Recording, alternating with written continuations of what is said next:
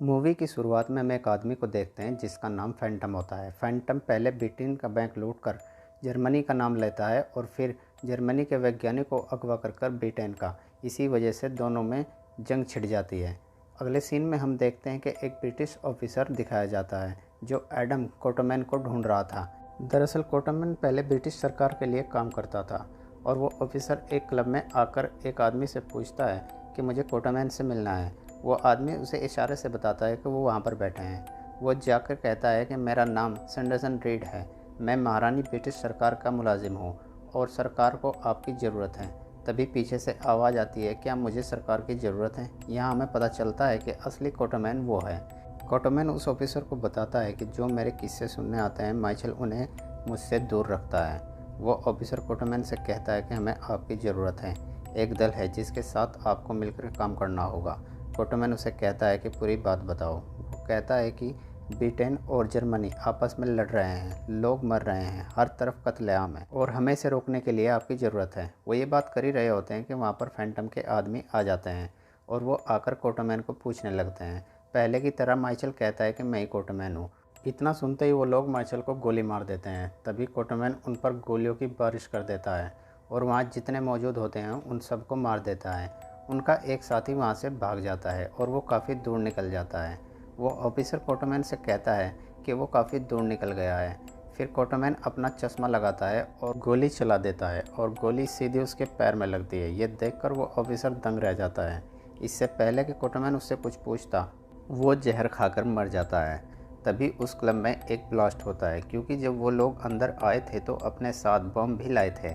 फिर कोटमैन और वो ऑफिसर लंदन आ जाते हैं। वहाँ कोटमैन की मुलाकात एम से होती है। एम उन्हें कैप्टन नीमो से मिलाता है। एम उन्हें बताता है कि दुनिया का हर देश एक दूसरे पर हमला कर रहा है और हमारा शक एक ही आदमी पे है जिसका नाम फैंटम है। कोटमैन एम से पूछता है इसमें उसका क्या फ़ायदा है। एम उन्हें बताता है कि उसने वैज्ञानिकों को किडनैप कर रखा है और वो वैज्ञानिक ही खतरनाक हथियार बनाते हैं जिससे फैंटम को बहुत ज़्यादा फ़ायदा होता है। एम कहता है कि आखिरी मौका है इस युद्ध को रोकने का। वो कहता है कि यूरोप के लीडर खुफिया तौर पर वेनिस में मिलने वाले हैं और हमें शक है कि फैंटम उन पर हमला करेगा। एम कहता है कि हम एक दल बना रहे हैं जो उसे रोकेगा। इस दल में 6 लोग होंगे। तभी कोटमैन के पास एक फ़ाइल अपने आप आ जाती है। कोटमैन कहता है कि ये सब क्या है।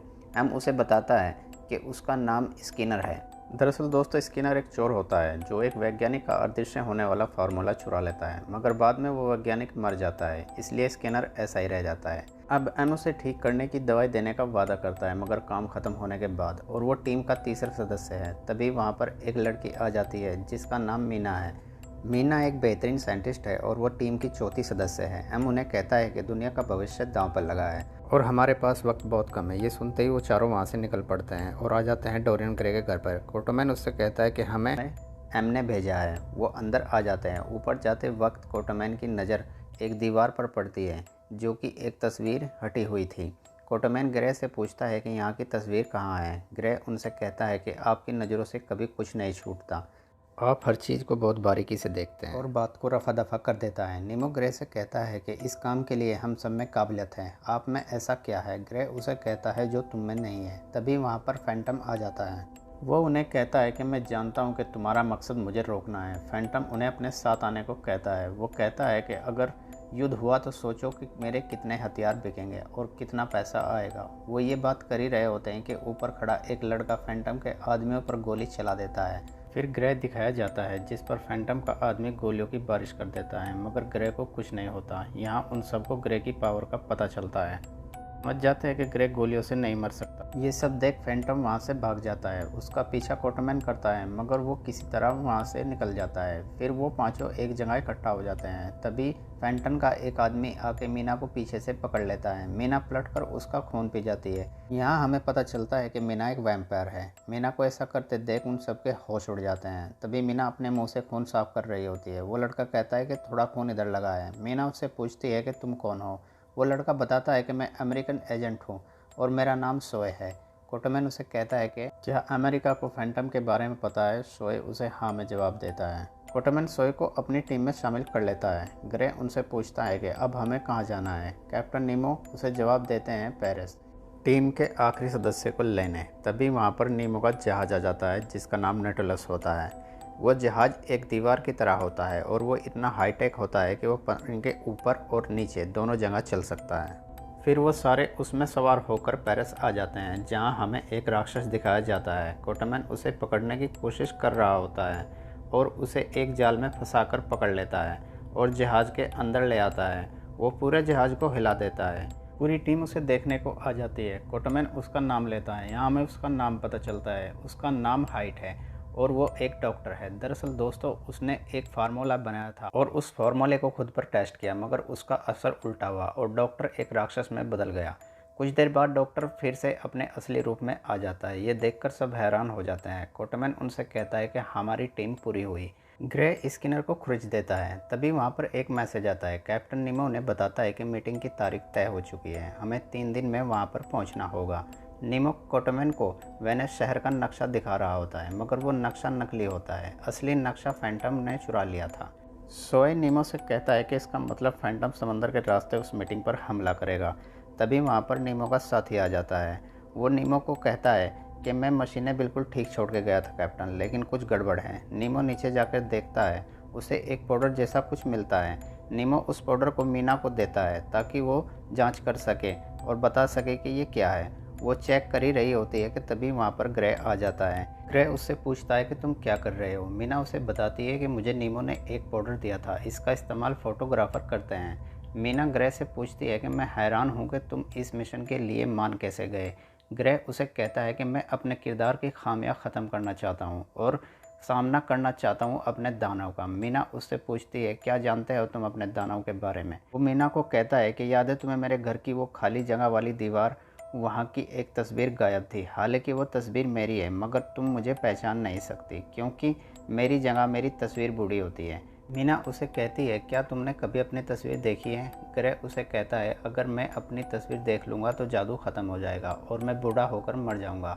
ये सुनकर मीना के हाथ में गिलास होता है, वो टूट जाता है और उसके हाथ से खून चलने लगता है।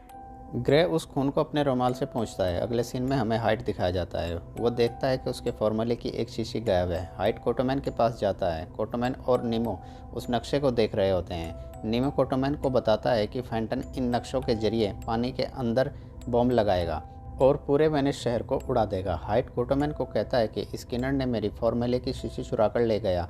फिर वो लोग वेनिस शहर आ जाते हैं। वो देखते हैं कि लोग वहाँ पर पार्टी कर रहे होते हैं। तभी बम ब्लास्ट होने लगते हैं। मीना कहती है कि हम देर से पहुँचे हैं। कोटमैन उन्हें कहता है कि हमें सबसे ऊंची बिल्डिंग को गिराना होगा।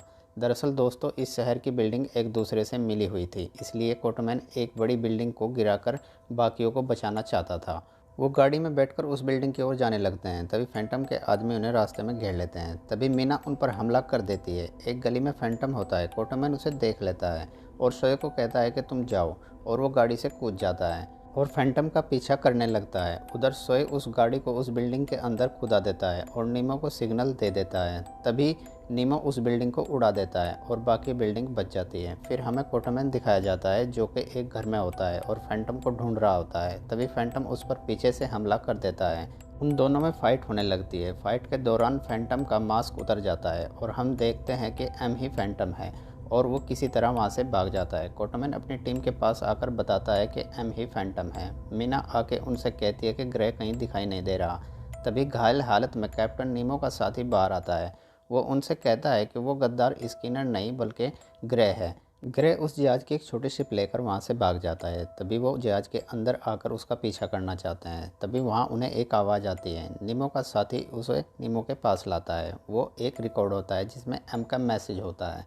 एम उन्हें कहता है कि मैं दुनिया का सबसे शक्तिशाली इंसान बनना चाहता था और अब आप सब की वजह से मैं बन जाऊंगा। मैंने तुम सब के बीच अपना आदमी भेजा था। फिर उस मैसेज में ग्रे दिखाया जाता है। ग्रे उन्हें कहता है कि मैं आपकी चीज़ें इकट्ठा करता रहा। उसने स्किनर की चमड़ी, नीमो के जहाज़ का नक्शा और हाइट का फार्मूला और मीना का खून। फिर एम उन्हें कहता है कि मेरी आवाज़ के साथ एक और धीमी आवाज़ है जिसे इंसान नहीं सुन सकते, लेकिन तुम्हारे जहाज़ में लगे क्रिस्टल सेंसर सुन सकते हैं और वो सेंसर जहाज़ के बम से जुड़े हैं और वो बम फटने वाला है। तभी जहाज़ में ब्लास्ट हो जाता है। यहाँ हमें पता चलता है कि ग्रे भी एम से मिला हुआ है। ब्लास्ट की वजह से जहाज़ में पानी बढ़ने लगता है। फिर डॉक्टर वो फार्मूला पी लेता है और वहाँ पर फंसे लोगों को बचा लेता है और जहाज़ के अंदरूनी दरवाजे खोलकर उस जहाज़ को भी बचा लेता है और वो सारे लोग बच जाते हैं। फिर उन्हें स्कैनर का मैसेज आता है। वो एम के खुफिया अड्डे पे होता है। वो उन्हें बताता है कि वो अड्डा कहाँ है। वो लोग वहाँ पर पहुँच जाते हैं। फिर स्कैनर उनसे मिलने आता है। वो कहता है कि मैं जानता हूँ कि आप सब लोग मुझे एक गद्दार समझ रहे थे, इसलिए मैं वहाँ से एम के अड्डे पर आ गया था। स्किनर उन्हें बताता है कि वहाँ पर बहुत बड़ा किला है और लोहा पिघलाकर वहाँ पर हथियार बनाए जाते हैं और एम ने बहुत सारे लोगों को बंदी बना रखा है जो रात दिन हथियार बना रहे हैं और वैज्ञानिक हमारे सैंपल से हमारे जैसे आदमी बना रहे हैं। मीना उन्हें कहती है क्या इसे रोकने का कोई तरीका नहीं है। स्किनर कहता है कि एक तरीका है कि हम बम लगाकर उस किले को उड़ा दें ताकि सब खत्म हो जाए। कोटोमैन कहता है कि पहले हम लोगों को सुरक्षित बाहर निकालेंगे। स्किनर कोटोमैन से कहता है कि एम हमारे सैंपल लेकर आज यूरोप देशों को बेचने जा रहा है। कोटोमैन कहता है कि हमें एम को जिंदा पकड़ना है ताकि हम उसका राज का पर्दाफाश कर सकें। कोटोमैन उन्हें हुक्म देता है कि नीमो तुम और हाइट कैदियों को रिहा करोगे और मैं और सोए एम को पकड़ेंगे। और वो मीना को कहता है कि तुम ग्रे से अपना हिसाब चुकता कर लेना और वो किले की ओर चल पड़ते हैं। फिर हमें एम और ग्रे दिखाए जाते हैं। एम उनसे कहता है कि तुम्हारी तस्वीर तुम्हारे कमरे में है। ग्रे कहता है कि मुझे खुशी है कि तुमने अपना वादा निभाया। फिर नीमो सारे कैदियों को रिहा करवा देता है। तभी एम का आदमी उसे देख लेता है। वो एम को खबर करने के लिए एम के कमरे की तरफ दौड़ता है। फिर एम दिखाया जाता है।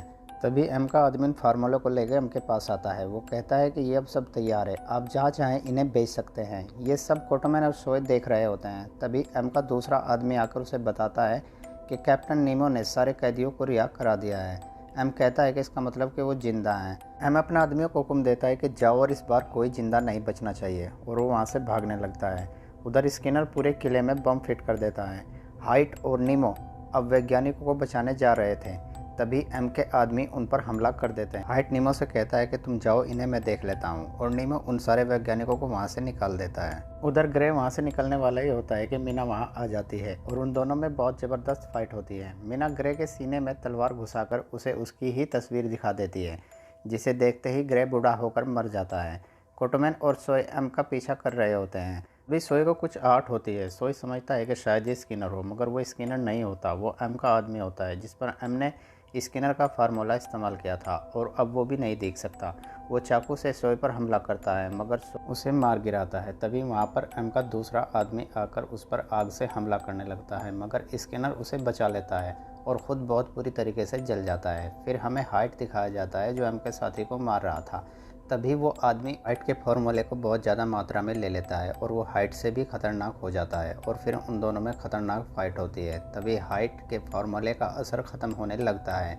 नीमो उसे आके बचा लेता है और वो दोनों एक मीनार में आ जाते हैं और उस मीनार का रास्ता बहुत छोटा होता है, इसलिए वो दानव वहाँ तक नहीं पहुँच पाता। तभी स्कैनर के लगाए हुए बम ब्लास्ट होने लगते हैं और वो किला नीचे गिरने लगता है और वो दानव वहीं मलबे में दबकर मर जाता है। उधर कोटोमैन और एम के बीच में फाइट होती है। एम कोटोमैन को घायल करके वहाँ से भाग जाता है और काफ़ी दूर निकल जाता है। कोटोमैन अपना चश्मा देखता है मगर लड़ाई के दौरान वो टूट चुका होता है। कोटोमैन सोए से निशाना लगवाता है और गोली सीधी एम के सीने में लगती है और वो मर जाता है और उसके हाथ में जो फार्मूला होता है वो वहीं पानी में गिर जाता है। सोए पीछे मुड़ के देखता है तो कोटोमैन की सांसें चल रही होती है। कोटोमैन सोए से कहता है कि मैं दुआ करूंगा कि आने वाली सदी तुम्हारी हो बेटा, जैसे ये सदी मेरी थी। इतना कहकर वो मर जाता है और वो टीम कोटोमैन को अफ्रीका ला के दफन कर देती है और यहाँ हमारी मूवी का एंड हो जाता है।